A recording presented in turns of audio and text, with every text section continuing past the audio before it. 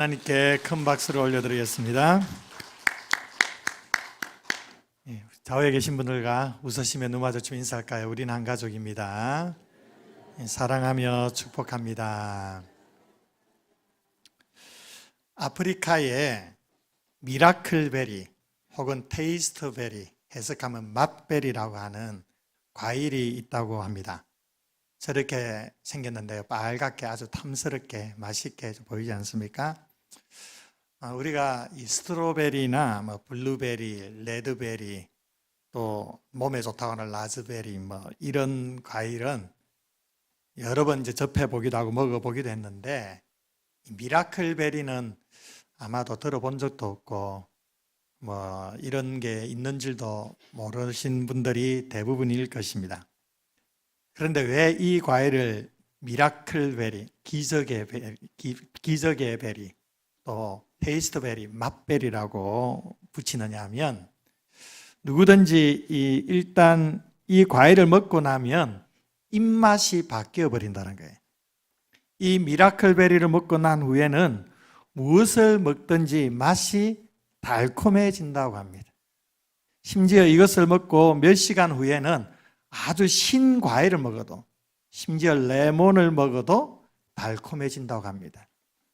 이 정보를 들으니까 한번 이 과일을 꼭 먹어보고 싶더라고요. 근데 우리 한국에 어디든 이 과일을 파는 데는 없습니다. 그러면서 제 마음에 든 생각이, 신앙생활에 있어서 베리는 무엇일까? 이 맛베리는 무엇일까? 이것만 있으면 신앙생활 전체가 행복해지는 이것이 무엇일까? 심지어 힘겨운 고통을 당해도 달게 감당할 수 있게 만드는 우리의 신앙생활에 있어서 이 미라클베리, 테이스트베리가 무엇일까 생각해 보았을 때 한 단어가 떠오릅니다. 그것이 바로 감사입니다. 감사. 감사는 우리의 신앙과 삶의 맛을 바꾸어주는 미라클베리라 할 수 있습니다. 삶을 행복하게 만드는 신비한 힘이 감사에 있다는 거예요. 여러분, 우리의 마음에 감사가 가득하면 어떤 일을 당해도 불평과 원망이 사라집니다. 마음이 슬플 때도 감사하면 그 슬픔을 잘 감당할 수가 있습니다. 마음이 무거울 때도 감사하면 마음의 짐이 가벼워질 수가 있습니다. 실망을 해도 감사하면 그 실망이 희망으로 바뀌어집니다. 이렇게 감사는 미라클베리입니다. 테이스트베리예요. 우리의 자신의 삶을 변화시키는 그러한 놀라운 능력이 감사에 있습니다. 더 나아가 감사는 다른 사람을 또한 행복하게 해줍니다. 이 감사의 마음은 사람들과의 관계를 더 친밀하게 만들어주고 따뜻하게 만들어주는 것입니다. 이런 감사의 힘을 깨달았던 알버트 슈바이처 박사는 이 감사를 삶의 비밀이라고 불렀습니다. 그러면서 이렇게 가르쳤습니다. 인생에서 가장 멋진 일은 모든 일에 감사하는 것입니다. 이를 터득한 사람은 산다는 것의 의미를 아는 사람입니다. 이런 사람은 삶의 비밀을 모두 깨뚫고 있습니다. 삶의 비밀이란 모든 것에 대해 감사하는 일입니다. 이렇게 얘기했습니다. 하나님께서 감사하라고 우리에게 계속해서 명령하신 이유가 바로 여기에 있습니다.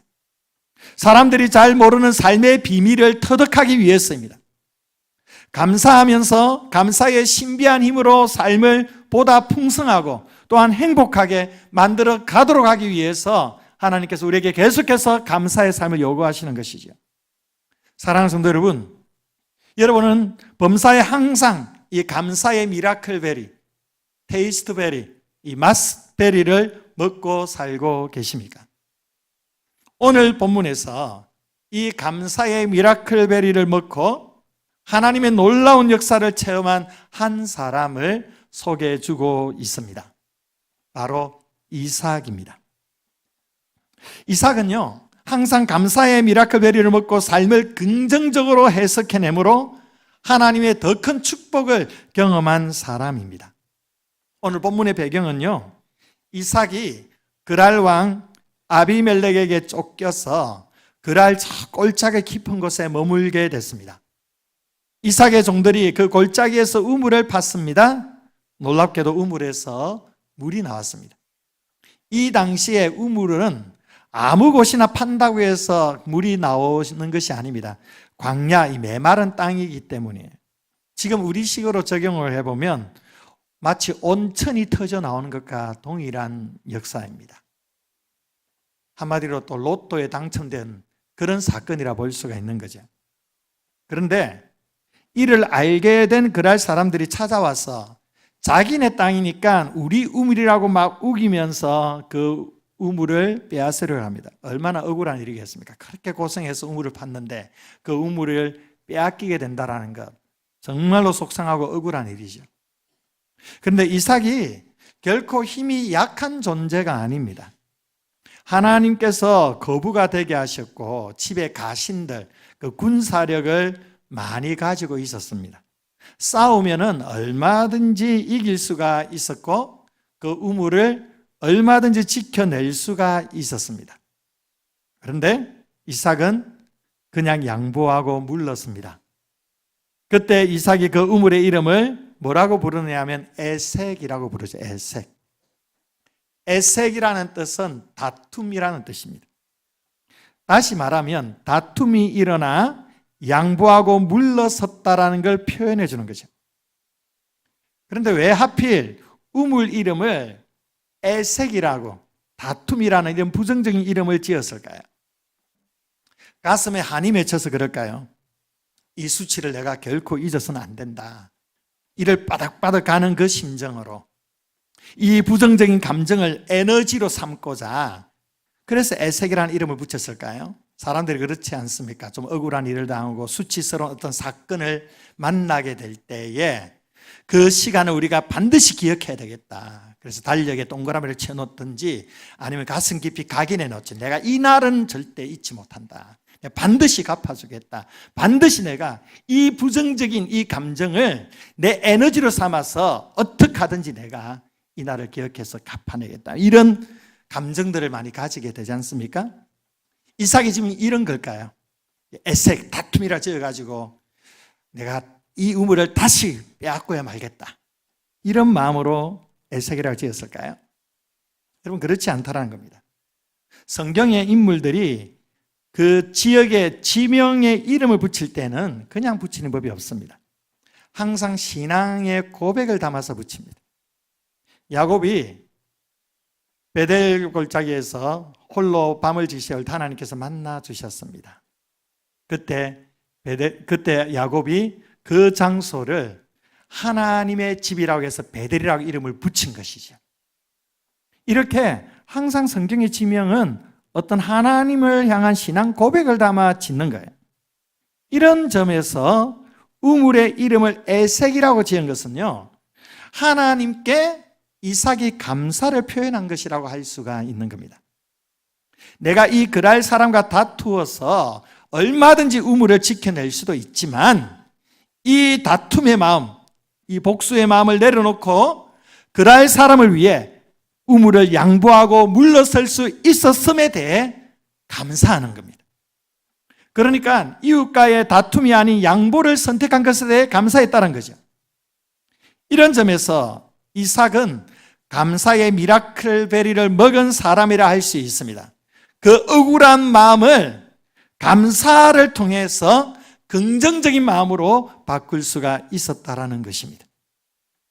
이제 이삭이 다른 곳으로 가서 우물을 팠습니다. 그런데 또 물이 나옵니다. 일생에 한 번 터뜨리기 힘든 우물물을 두 번씩이나 연속적으로 터뜨려냅니다. 정말 대단한 일입니다. 하나님의 은혜가 아니고서는 설명할 길이 없는 역사입니다. 하나님께서 이삭 가운데 함께하는 것입니다.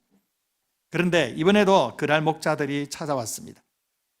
이 우물물마저도 자기네 것이라고 우깁니다.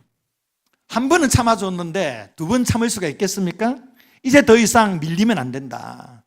이제 내가 반드시 이제 갚아주게 말겠다. 이런 생각이 들지 않겠습니까?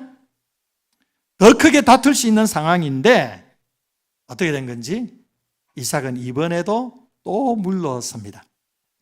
이를 악물고 참아내고 물러서는 거예요. 그때 이삭이 그 우물의 이름을 신나라고 불렀습니다. 대적하다라는 뜻입니다. 대적함이라는 뜻입니다. 다시 말하면 큰 싸움이 일어날 상황이지만 참고 물러섰다라는 걸 표현해 주는 의미입니다. 여기서 신나라고 이름 지은 것 역시 일종의 감사의 표현이라고 할 수 있는 거예요. 힘으로 싸워서 우물을 지킬 수 있지만 내가 이웃과의 평화를 위해서 물러섰다. 기꺼이 양보했다. 여기에 대해서 하나님 앞에 감사하고 있는 것입니다. 놀랍지 않습니까? 이삭이 세 번째로 이제 다른 곳으로 이주를 합니다. 계속 밀려나게 되는데 이번에는 앞에 두 곳보다 넓고 보다 살기 좋은 곳이에요. 거기서도 생존을 위해 우물을 팠습니다. 놀랍게도 또 물이 나왔습니다. 3연속 온천이 터져 있는 겁니다. 로또에 당첨이 된 거예요. 그런데 다행히 이번에는 그럴 사람들이 더 이상 찾아오지 않습니다. 이 넓은 곳에 더 좋은 곳이라면 막 다들 달려들 텐데 그렇게 하지 않습니다. 그래서 이삭이 이번에는 그 우물을 르호봇이라고 불렀습니다. 넓은 공간이라는 뜻이죠. 하나님께서 자신의 지경을 더욱 넓혀 주셨다라는 겁니다. 그런데 왜 이번에는 그랄 사람들이 뺏으러 찾아오지 않았을까요? 본문의 뒷부분에서 그 이유를 찾아볼 수가 있어요. 26절에서 29절 말씀인데요. 여기 보면 아비멜렉이 그 친구 아우삭과 군대 장관 비골과 더불어 그라레스부터 이삭에게로 온지라. 이삭이 그들에게 이르되 너희가 나를 미워하여 나에게 너희 일을 떠나게 하였거늘 어찌하여 내게 왔느냐. 그들이 이르되 여호와께서 너와 함께 계심을 우리가 분명히 보았으므로 우리의 사이 곧 우리와 너 사이에 맹세하여 너와 계약을 맺으리라 말하였노라. 너는 우리를 해하지 말라. 이는 우리가 너를 범하지 아니하고 선한 일만 내게 행하여 내게 평안히 가게 하였음이니라. 이제 너는 여호와께 복을 받은 자다. 이렇게 그랄의 왕 아비멜렉이 이삭에게 고백하고 있어요. 자, 이삭에게 그랄 왕이 찾아왔어요. 왕이 찾아온 겁니다. 그것도 군대 장관과 함께 왔는데 군대 장관과 함께 왔다는 것은 군대를 대동했다라는 겁니다. 왜 아비멜렉, 이 왕이 군대를 대동해서 이삭을 찾아왔을까요? 한마디로 이삭이 두려웠기 때문이에요. 그러면서 이삭에게 이렇게 얘기합니다. 너는 우리를 해하지 말라. 누가 해했습니까? 이삭이 해했습니까? 아니에요. 자기들이 해하려고 하지 않았습니까? 그런데 너는 우리를 해하지 말라. 우리가 빼앗긴 했는데 그래도 너의 목숨은 털끝 하나 안 건드렸지 않았느냐. 그래도 평안하게 가도록 해주지 않았느냐. 계속 이런 변명을 늘어놓습니다. 한마디로 제발 좀 우리 좀 봐줘. 내가 이렇게 싹싹 빈다. 이런 의미예요, 지금. 실컷 자기들이 빼앗아버리고 자기들이 막 두들겨 패고 추방시켜 놓고는 오히려 이삭 앞에서 벌벌 떨면서 우리를 해하지 말라. 우리를 해하지 말라. 이렇게 두려워함으로 이삭과 상호 평화 조약을 맺으려고 하는 거예요. 왜 이렇게 하는 걸까요? 이삭이 가는 곳곳마다 막 우물이 터뜨려지고 이렇게 빼앗기는 상황에서도 지경이 더욱 넓어져 가는 것을 보면서 이들이 야, 저 이삭은 정말 하나님이 함께하는 사람이구나. 이걸 절실하게 느끼게 된 겁니다. 여호와 하나님이 지금 이삭과 함께하고 있음을 이 이방 사람들 눈에 선명하게 보여지고 있는 거예요. 하나님이 함께하는 이 사람을 자기들이 지금까지 해코지했으니까 너무 두려웠던 겁니다. 여러분, 이 세상에서 가장 두려운 사람이 어떤 사람인지 아십니까? 여러분, 권력을 가진 사람이 두려운 사람이 아니에요. 물력을 가진 사람이 세상에서 가장 두려운 사람이 아닙니다. 진짜 싸움을 잘하는 사람이 두려운 사람이 아니에요. 진짜 두려운 사람은 하나님이 함께하는 사람인 줄 믿습니다.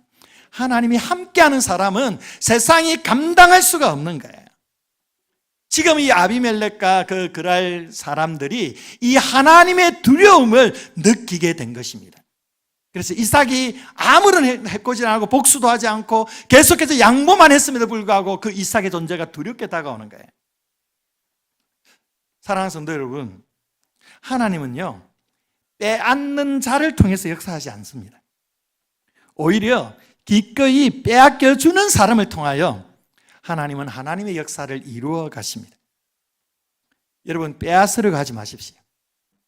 누군가 빼앗으려고 하면 그냥 양보하고 주십시오. 이삭이 이렇게 빼앗김으로 말미암아 더 많은 사람들이 이 우물물을 먹을 수 있게 되었죠.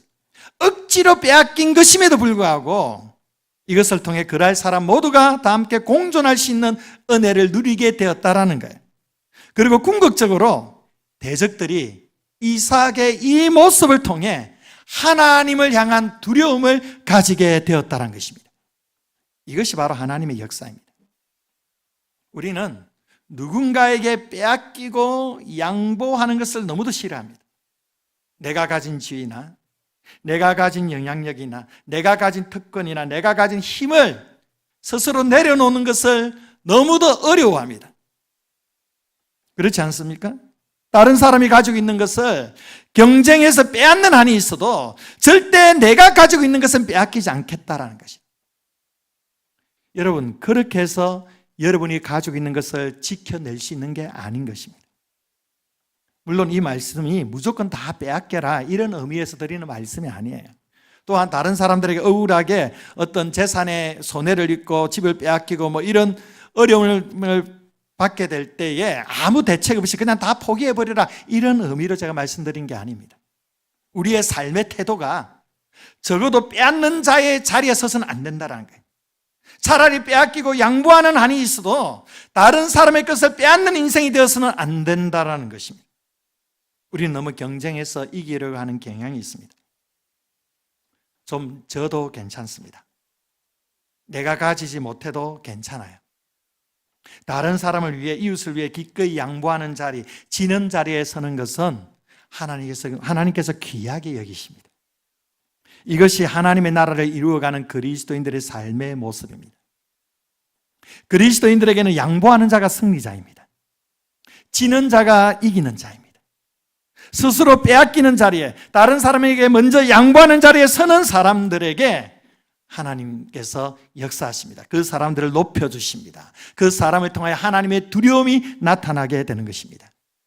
하나님께서 그런 사람을 축복하십니다. 그런데 문제는요, 이게 잘 됩니까? 힘들다는 것이. 잘 안 된다는 거예요. 이것이 가능하게 하는 것이 무엇이냐? 바로 미라클 베리, 감사입니다. 감사. 이삭은요, 원망할 만한 상황에서 감사했습니다. 싸우고 갈등을 빚을 상황에서도 감사했습니다.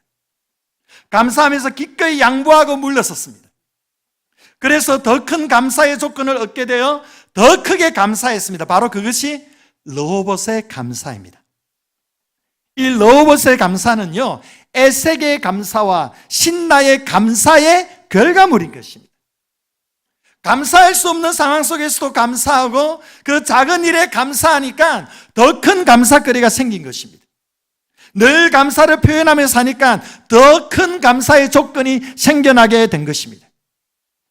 여러분, 누군가에 의해 빼앗겼을 때, 어쩔 수 없이 내가 양보해야 할 때에, 내가 저주해야 할 그때, 그래서 내 자존심이 뭉개지는 그 상황이 생긴 그 순간에 우리는 감사의 미라클베리를 먹어야 됩니다. 감사거리를 찾으셔야만 합니다. 에색의 감사를 한번 들어보십시오. 신라의 감사를 한번 들어보십시오. 그러면 우리에게 르호봇의 감사가 있게 될 것입니다. 감사를 적극적으로 표현할 때 우리의 삶에 이러한 능력과 기적이 나타나게 되는 줄 믿으시기 바랍니다. 그러면 우리가 어떻게 감사의 삶을 살아갈 수가 있을까요? 그 감사의 비결이 무엇일까요? 빌립보서 1장 3절에 보면 이렇게 얘기합니다. 내가 너희를 생각할 때마다 나의 하나님께 감사하다라고 기록하고 있습니다. 무슨 의미입니까? 감사를 생각해내라는 거예요. 바울이 빌립보 교회를 생각할 때마다 감사한 것이 떠올라서 하나님께 감사를 드렸다라는 거예요. 바울은 참 훌륭한 신앙의 인격과 태도를 가지고 있습니다. 그는 먼저 비판거리를 생각하지 않습니다. 먼저 정죄할 거리를 생각하지 않습니다. 책망할 거리를 생각하지 않습니다. 먼저 감사할 거리를 생각해요. 감사의 조건을 먼저 찾아내는 것입니다. 그래서 자신의 눈에 그 가시를 통해서도 하나님께 감사했고 모든 삶, 그 범사에 감사했던 삶이 이 생각을 통해 가능했다는 것입니다. 영어로 감사하다는 단어는 thank입니다. 이 thank는 생각하다라는 단어 think에서 나왔습니다. 감사는 생각 속에 나온다는 거예요. 하나님이 내게 베푸신 은혜와 축복이 무엇인지를 생각하는 만큼 감사가 나옵니다. 하나님이 베푸신 은혜와 축복을 잊어버리면 감사가 사라져 버립니다. 그러나 그것을 기억하면 감사가 나오는 것이죠.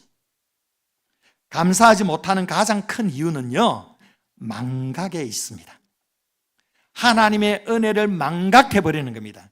기억 속에 지어져 버려져 있는 거예요. 그것을 생각해내지 못하는 것입니다. 그래서 매사에 불평과 원망과 불만만 가득 넘치고 입술의 고백이 항상 불평, 불만만 가득하게 되는 것입니다. 생각 속에 감사를 끄집어내셔야 됩니다. 이삭이 대적들이 찾아와 우물을 빼앗으려고 했을 때 어떤 생각을 가지고 양보했을까요? 그래, 이 그랄 사람도 나와 함께하는 이웃이지 않겠느냐. 내가 이 이웃의 유익한 행복을 위해서 기꺼이 내가 양보하겠어.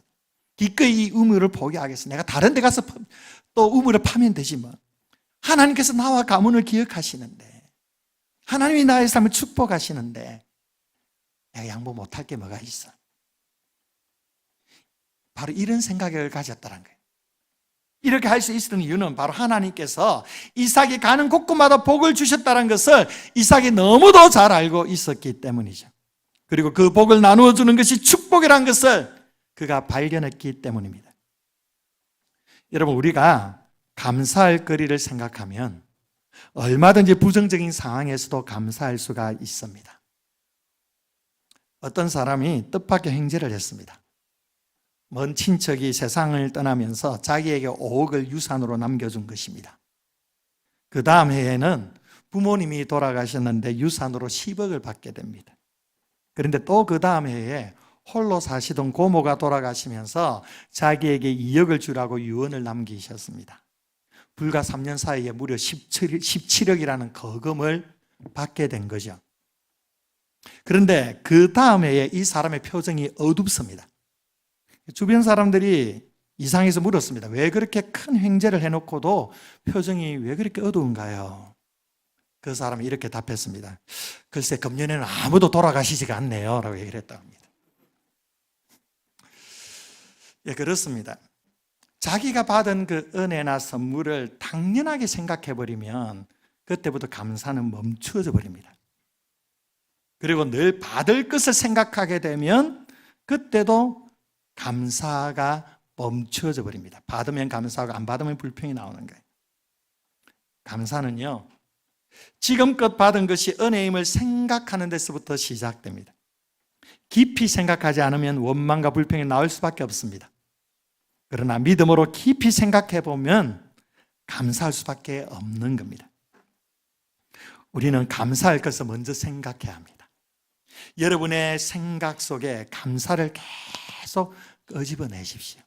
그러면 마치 수원지에서 물이 펑 쏟아나듯이 여러분이 계속 생각하면 감사거리가 계속 넘쳐나게 될 것입니다.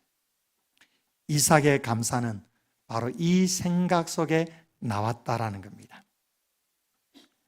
또 우리가 감사하기 위해서는요, 감사를 고백할 수 있어야 됩니다. 누가복음 17장 16절 이하에 보면 이런 말씀이 있습니다. 예수의 발 앞에 엎드려 감사하니 그는 사마리아 사람이라. 예수께서 대답하여 이르시되 10사람이 있다 깨끗함을 받지 아니하였느냐? 그 9은 어디 있느냐? 예수님께서 10명의 나병 환자를 고쳐주셨습니다. 저들의 간청을 들으시고 불쌍히 여겨주셨습니다. 그래서 고쳐주신 것입니다.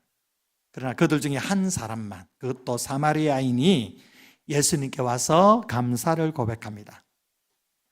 다른 9명도 왜 감사의 마음이 없었겠습니까? 그런데 중요한 것은 그것을 고백하지 않았다는 거예요. 그렇습니다. 감사는 고백될 때에 비로소 감사의 능력이 나타나게 되는 거예요. 그래서 이런 말이 있습니다. 노래는 부를 때까지 노래가 아니고 종은 울릴 때까지 종이 아니고 감사는 고백될 때까지 감사가 아니다. 감사는 우리의 입술에서 고백되어져야 합니다. 평상시에 여러분들에게 친절하게 대하고 여러분들 호의를 베푸는 그런 귀한 분들이 계시다면 그것을 당연하게 인식하지 마시고 오히려 받을 때마다 감사를 고백하십시오. 계속해서 감사를 고백해 주십시오. 그리고 하나님께서 우리에게 부어주시는 그 은혜를 생각할 때마다 계속 하나님 감사합니다, 감사합니다. 계속 감사를 고백하십시오. 감사를 고백하면 감사가 더 넘쳐나게 될 줄 믿습니다. 그리고 감사를 우리가 고백할 뿐만 아니라 더 중요한 것이 있습니다. 감사는 표현되어야 된다는 거예요. 출애굽기 23장 14절 이하에 이런 기록이 있습니다. 다음 주에 이제 맥주 감사 주일이라서 오늘 감사에 대해서 말씀 나누는데요. 우리 한 목소리로 함께 읽어볼까요? 자, 시작. 너는 매년 3번 내게 절기를 지킬지니라. 너는 무교병의 절기를 지키라. 내가 네게 명령한 대로 아비벌에 정한 때에 이래 동안 무교병을 먹었을지니 이는 그 달에 내게 애굽에서 나왔습니다. 빈손으로 내 앞에 나오지 말지니라. 맥추절을 지키라. 이는 내가 수고하여 밭에 뿌린 것에 첫 열매를 거둠이니라. 수상제를 지키라. 이는 내가 수고하여 이룬 것을 연말에 밭에서부터 거두어 저장함이니라. 아멘. 하나님께서 광야에서 하나님의 백성을 훈련시키시면서 하시는 말씀이에요. 1년에 3차례 절기를 지키라는 거죠. 하나는 유월절입니다. 하나님께서 애굽에서 구원해 주신 것을 감사해서 지키는 절기입니다. 그리고 2번째는 맥추절이고 3번째는 수상절이에요. 하나님께서 농사를 짓게 하셔서 봄에 밀을 수확하게 하시고 또 가을에 포도를 수확하게 된 것을 감사해서 지키는 절기라는 거예요. 이 절기를 지키게 하신 목적이 바로 감사입니다. 여기서 절기를 지킬 때 저들이 해야 할 일이 있어요. 우선 성전으로 나와서 제사를 드려야 됐습니다. 그 다음에는 반드시 예물을 준비해야 했습니다. 그리고 하나님의 백성들 함께 모여 축제를 벌이며 그 감사를 함께 나누어야 했습니다. 그렇다면 이것을 오늘 우리의 시대에 어떻게 적용해 볼 수가 있을까요? 어떻게 하나님의 백성들이 감사를 표현해 낼 수가 있을까요? 먼저 우리는 온전한 예배를 통하여 하나님 앞에 감사를 표현할 수가 있습니다. 하나님 앞에 예배드리는 가장 본질적인 이유는 감사입니다. 하나님의 은혜에 감사하기 때문에 예배하는 거예요. 그래서 감사로 제사를 드리는 자가 하나님을 영화롭게 한다라고 했습니다. 예배에 감사가 빠지면 그것은 결코 예배일 수는 없습니다. 예배의 형식으로 우리가 드리지만은 감사가 빠지면 예배의 중심이 빠지게 되는 겁니다. 예배의 본질은 받은 은혜에 대한 감사, 그리고 주실 은혜에 대한 감사. 이 감사함으로 하나님 앞에 나오는 것입니다. 이삭이 우물을 파고 그리고 그 우물에 이름을 붙이는 모든 행위는 바로 하나님을 향한 예배였습니다. 그는 그에게 주어진 삶의 모든 결과에 대해 하나님께 고백하며 하나님을 높여드린 것입니다.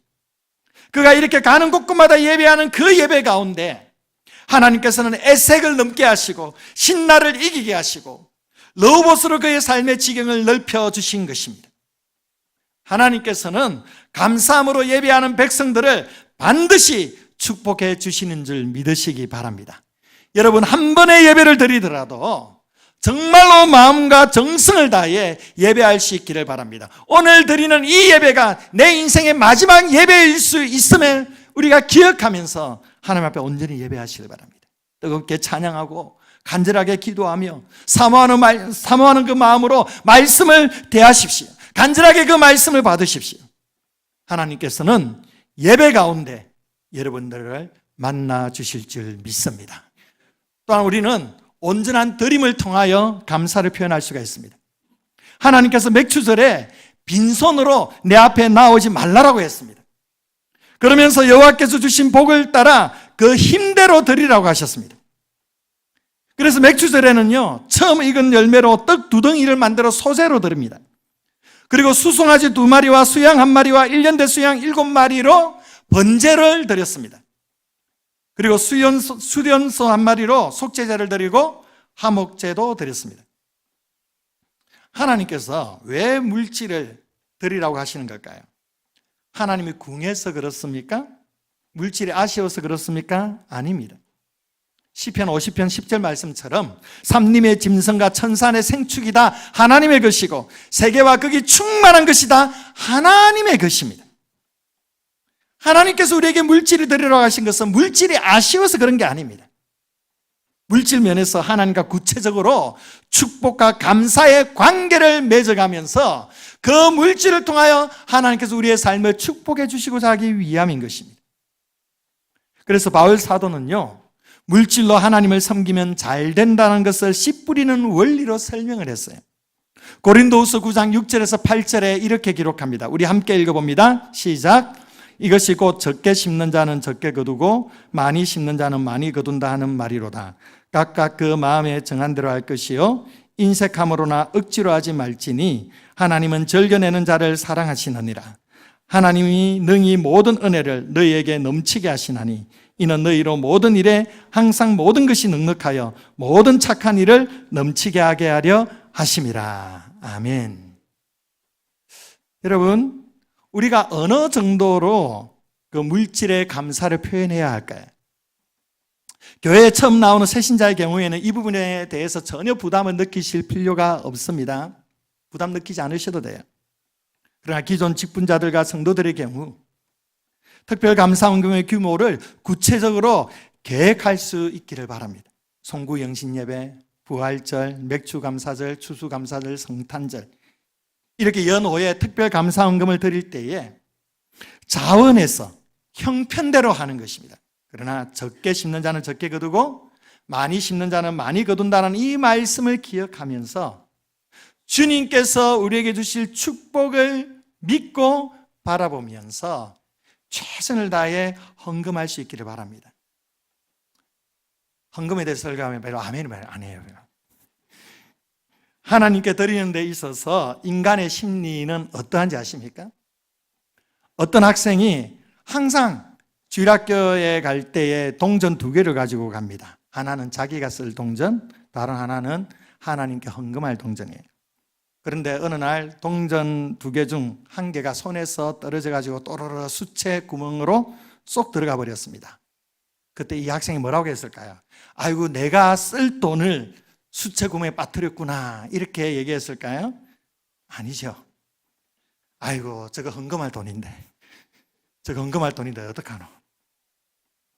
항상 수채 구멍에 들어가는 것은 주님께 드릴 동전이고 내 손에 남은 것은 내가 쓸 동전이에요. 이것이 우리의 심리입니다. 여러분, 우리는 하나님 앞에 인색해서는 안 됩니다. 후히 드리는 성도들에게 하나님께서 후히 축복해 주시리라 믿습니다. 우리는 하나님 앞에 물질을 드림으로 이렇게 감사를 적극적으로 표현할 수가 있습니다. 마지막 3번째로는 전도의 사명으로 감사를 표현하는 거예요. 오늘날 맥주 감사절을 지키는 이유는요, 전반기에 베풀어 주신 하나님의 은혜에 대해 감사하며 후반기의 삶에도 하나님께서 주실 은혜를 기대하면서 믿음으로 살아가기로 결단하기 위해 지키는 절기이죠. 그래서 주신 은혜에 대한 기억과 주실 은혜에 대한 기대를 담아서 주님 앞에 올려드리는 절기가 맥주 감사절이고 후반기에는 추수 감사절이 있습니다. 그리고 또 한 가지, 이 맥주절을 지키는 중요한 이유가 있습니다. 신약적으로는 이 맥주절은 성령 강림절과 맞닿아 있어요. 왜냐하면 이 오순절이 바로 맥주절이기 때문입니다. 이 맥주절에, 오순절에 성령께서 주의 교회에 강림하셨습니다. 왜 맥주절에 강림하셨을까요? 맥주절의 핵심은 추수에 있습니다. 추수. 보리를 추수하는 거죠. 마찬가지로 성령 받은 교회와 성도의 사명은 바로 영혼 추수에 있다라는 거예요. 사도행전 1장 8절에 오직 성령이 너희에게 임하시면 너희가 권능을 받고 예루살렘과 온 유대와 사마리아와 땅 끝까지 이르러 내 증인이 되리라 하시니라. 내 증인이 되리라 하시니라. 하나님께서 이 맥주절을 통해 우리에게 요구하시는 삶이 바로 이것입니다. 받은 은혜에 대해 감사할 뿐만 아니라 이 받은 은혜를 세상 사람들에게 증거하는 것입니다. 이것이 바로 감사를 표현하는 가장 탁월한 방법입니다. 세상 한복판에서, 세상 그 중심에서 전도하며 맡겨주신 사명을 감당하는 것이 가장 본질적인 감사의 표현인 것입니다. 구원받은 자가 올려드릴 수 있는 가장 최고의 감사가 바로 복음 전도입니다. 우리 교회적으로 전도왕 캠페인으로 기사자초 전도운동을 실시하고 있습니다. 기도합시다, 사랑합시다, 자랑합시다, 초청합시다. 그래서 연말에 전도 많이 하신 분에게 교회에서 전도왕 시상을 하게 될 것인데요, 지난 이 6개월 동안, 전반기 동안 저희 교회에 10분이 등록을 하셨습니다. 얼마나 감사한지 모릅니다. 그런데 이 중에서 대부분은 다 스스로 등록하신 분이고 전도해서 등록하신 분은 한 분입니다. 지난주에 우리가 베스트 작정을 했는데 21분이 42명을 작정을 했어요. 작정에 동참해 주신 분들께 감사를 드립니다. 여전히 작정하지 못하신 분들도 참 많습니다. 여러분, 포기하지 마십시오. 꼭 작정하십시오. 연말까지 복음 전도에 꼭 힘쓰시기를 바랍니다. 그리고 좀 전도왕이 되기를 욕심을 한번 내어보십시오. 얼마나 거룩한 욕심입니까? 전도왕이 되면 교회에서 주는 상도 있지만 무엇보다도 하늘의 상이 비교할 수 없을 만큼 클 것입니다. 하늘에서 별처럼 빛나게 될 것입니다. 여러분, 우리는 성령 받아 주의 복음을 전해야 합니다. 이것이 하나님께서 가장 기뻐하시는 감사의 표현입니다. 예수 그리스도의 생명의 복음을 담대하게 증거할 수 있는 우리 성도님들 되시기를 축복합니다. 아멘이십니까? 다음 주는 맥주 감사주일이에요. 한 주간 동안 하나님께서 지난 전반기 동안 베풀어 주신 그 은혜에 대해 묵상하고 깊이 생각하십시오. 여러분의 그 생각 속에 감사를 계속 끄집어내 보십시오. 그래서 다음 주 드리지는 맥주 감사주일에 다음 없는 감사를 마음껏 표현하십시오.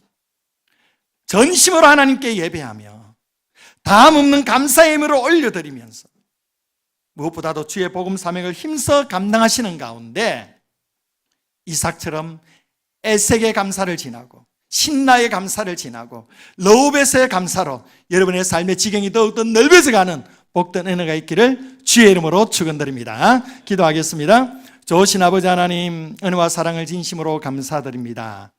오늘 우리에게 말씀하여 주셔서 이삭이 그 어려운 상황 가운데서도 감사하면서 하나님의 놀라운 축복을 받은 것처럼 우리 또한 감사함으로 주님 앞에 영광 돌리며 하나님의 충만한 복을 누리며 살아가도록 우리의 삶을 축복하여 주시옵소서. 하나님께 전심으로 예배하며 마음을 다하여 주님 앞에 온전히 예물을 올려드리며 무엇보다도 복음 전파의 귀한 사명을 통하여 마음껏 주님께서 베풀어 주신 그 은혜에 감사를 표현할 수 있는 귀한 믿음의 성도들이 될 수 있도록 축복해 주시옵소서. 감사드리며 사랑 많으신 예수님 이름으로 기도합니다. 아멘. 436장 찬송 부르며